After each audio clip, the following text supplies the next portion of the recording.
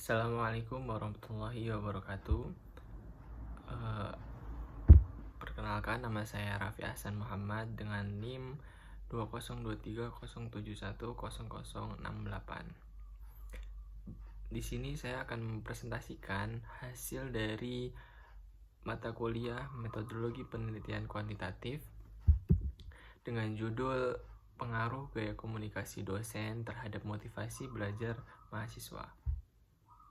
Dan yang selanjutnya adalah latar belakang. Latar belakang pendidikan dalam perspektif Islam memiliki landasan yang kuat dalam Al-Quran dan juga As-Sunnah yang menekankan bahwa pentingnya pengembangan potensi manusia secara menyeluruh. Konsep pendidikan Islam mencakup 3 elemen utama, yakni ta'lim, tarbiyah, dan juga ta'dib. Dengan demikian, pendidikan tidak hanya bertujuan untuk mentransfer pengetahuan, tetapi juga untuk membentuk individu yang beriman, bertakwa, dan juga memiliki akhlak mulia. Hal ini sejalan dengan tujuan pendidikan Islam untuk menciptakan generasi yang mampu menjalani kehidupan sesuai dengan prinsip-prinsip agama dan juga berkontribusi positif bagi masyarakat. Pulungan 2022. Nah, hal tersebut juga dapat dipengaruhi oleh dosen yang nantinya akan mempengaruhi motivasi mahasiswa dalam belajar. Gaya komunikasi dosen juga mempunyai peranan penting dalam membentuk persepsi mahasiswa terhadap materi yang akan diajarkan. Dosen yang mampu menyampaikan materi dengan cara menarik dan juga interaktif cenderung lebih berhasil dalam menarik perhatian mahasiswa. Junaidi dan juga Syahrizal 2020 menjelaskan bahwa penggunaan metode ceramah variatif dapat meningkatkan kualitas pembelajaran dan juga memotivasi mahasiswa untuk lebih aktif dan juga berpartisipasi di dalam kelas. Dan yang selanjutnya ada rumusan masalah.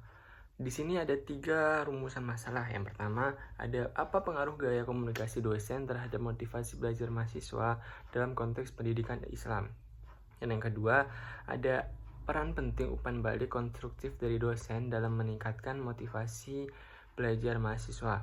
Dan yang terakhir, ada seberapa besar penggunaan media pembelajaran mempengaruhi motivasi belajar pada mahasiswa. Dan yang selanjutnya ada tujuan penelitian. Di sini gaya komunikasi yang efektif dosen dapat signifikan merubah dinamika belajar di kelas. Dalam konteks pendidikan Islam, gaya komunikasi yang responsif, empati, dan transparan dapat meningkatkan motivasi belajar mahasiswa.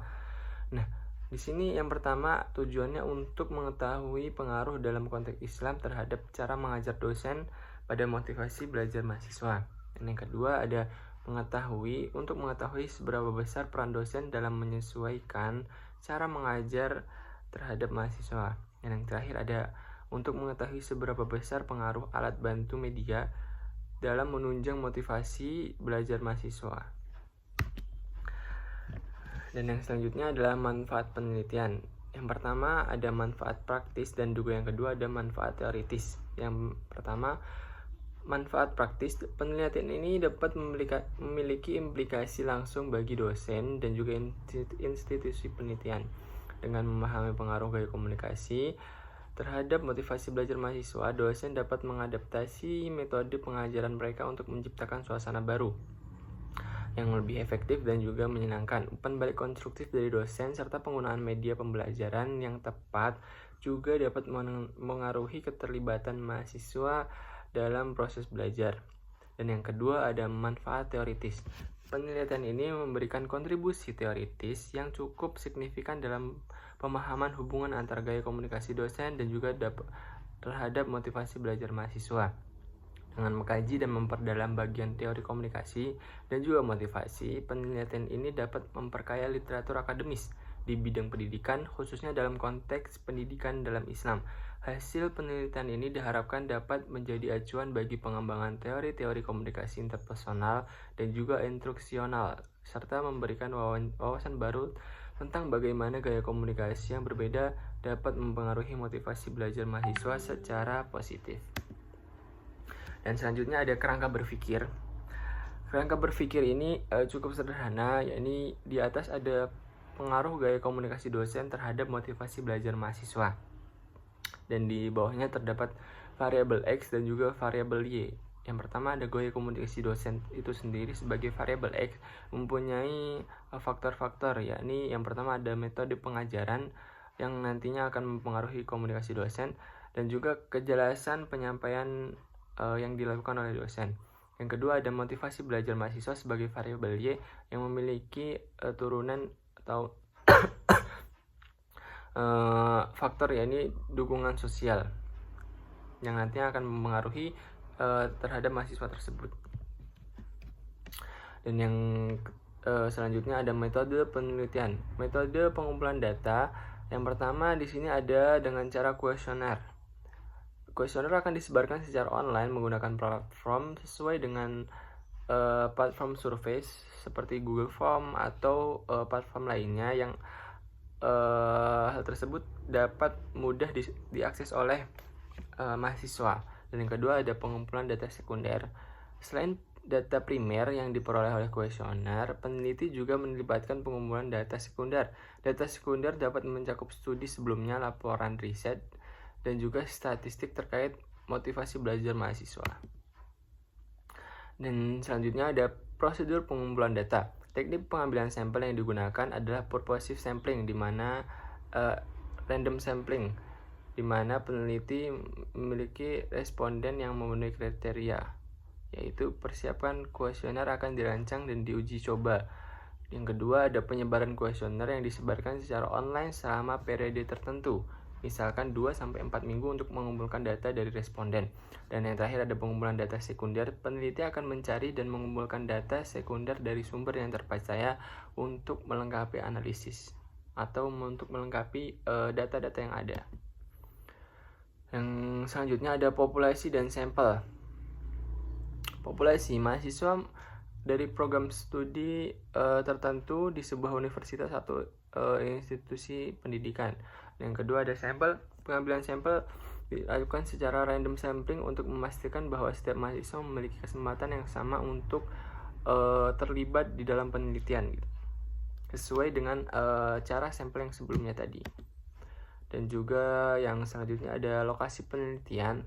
Ini kami akan melakukan penelitian tersebut di Universitas Muhammadiyah Yogyakarta yang beralamatkan di Jalan Brawijaya, Kebelakan Taman Tirto, Kecamatan Kasihan, Kabupaten Bantul, Daerah Istimewa Yogyakarta, yang nantinya akan terjadi pada beberapa prodi serta fakultas yang akan terlibat.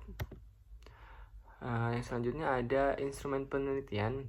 Di sini ada yang pertama instrumen penelitian dengan variabel independen, yakni ada aspek kejelasan. Di situ ada indikator penyampaian materi, bahasa yang digunakan dan juga bahasa yang digunakan. Yang kedua ada motivasi dosen. Yang ketiga ada interaktivitas antara dosen terhadap mahasiswa dan juga sebaliknya. Yang keempat ada umpan balik konstruktif. Hal tersebut yakni interaksi dosen dengan mahasiswa ketika menjelaskan materi, gitu. Apakah mahasiswa memiliki umpan yang feedback yang sama seperti dosen menjelaskan. Yang kelima ada penggunaan media. Di sini penggunaan media itu adalah penggunaan alat penunjang dalam pembelajaran dan juga variasi metode dalam mengajar yang ditunjang oleh alat media tersebut. Yang kedua ada instrumen penelitian dengan variabel dependent.